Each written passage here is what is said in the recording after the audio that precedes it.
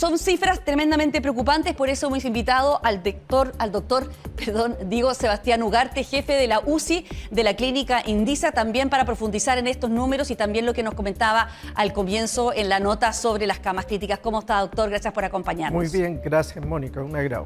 Bueno, hoy día el ministro Mañalich hablaba de que estamos entrando a la fase más difícil del coronavirus. ¿De qué estamos hablando cuando él dice esa palabra, esa frase, y cuánto va a durar esta frase tan crítica del coronavirus, a su juicio? La verdad, lo que está ocurriendo es que al llegar el virus a circular en la comunidad, en la región metropolitana densamente poblada con hacinamiento, se dan las condiciones favoritas para que este virus se pueda propagar en la comunidad, alcanzando niveles muy altos de pacientes contagiados cada día, y de la velocidad de propagación que era predecible, iba creciendo de 200 a 300 casos lentamente.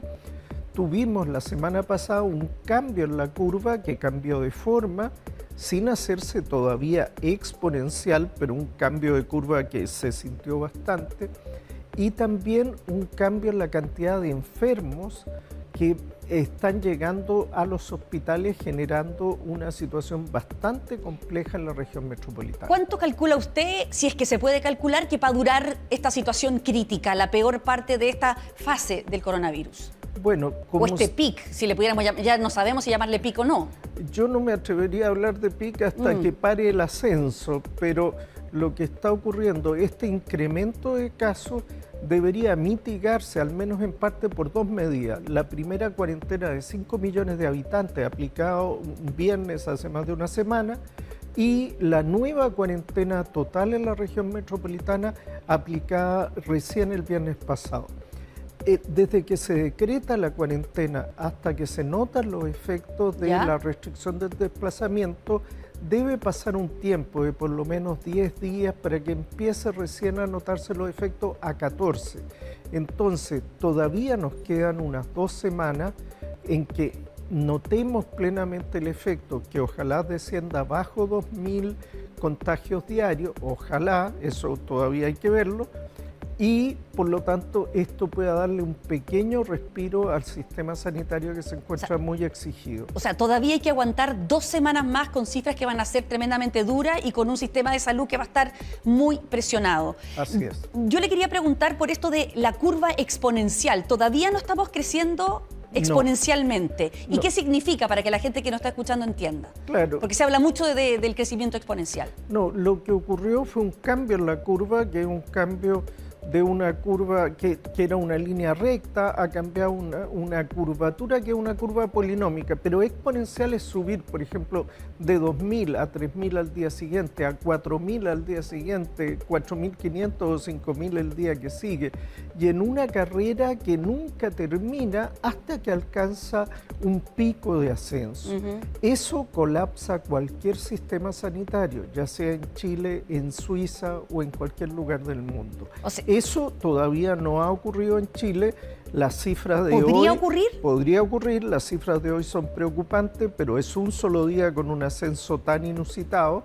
Y para poder hacer predicciones no debemos basarnos en un día, sino que hay que hacer análisis de semana móvil, tomar una semana completa y compararlo con semanas anteriores. ¿Cuándo podríamos hacer ese cálculo entonces? Yo creo que si esta tendencia se mantiene fija en estos niveles por 2 o 3 días, significará antes de que se complete una semana, ya uno puede predecir que hay un cambio en la tendencia y que está cambiando la forma de comportamiento de la epidemia en la región metropolitana. Y que está cambiando para peor. Para peor. Para peor en este caso. Hoy día, en las últimas 24 horas, se registraron 31 personas fallecidas, van 509, van más de 500 personas ya que han perdido la vida producto del coronavirus.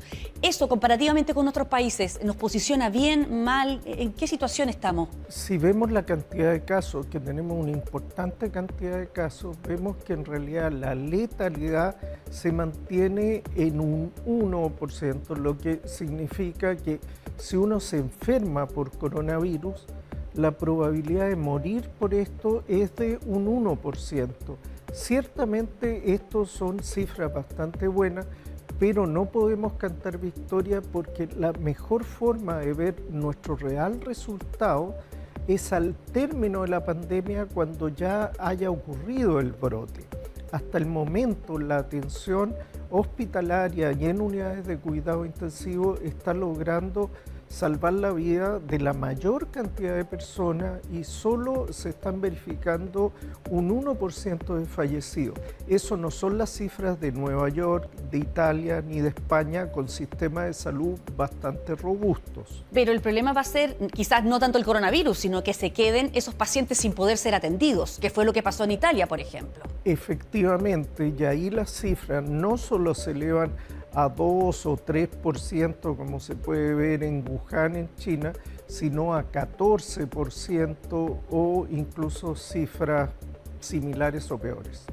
Y eso se indicaría que nuestro sistema de salud falló, que no dio abasto con la situación. La verdad es que esos incrementos obedecen a dos razones. Por un lado, cuando se agota el sistema sanitario, la calidad obviamente de la cobertura disminuye, el acceso disminuye, y también la calidad de atención misma. Y por otra parte, la circulación de virus es tan grande en el momento del pico de casos que las personas adquieren una carga viral muy elevada que se correlaciona con un peor pronóstico.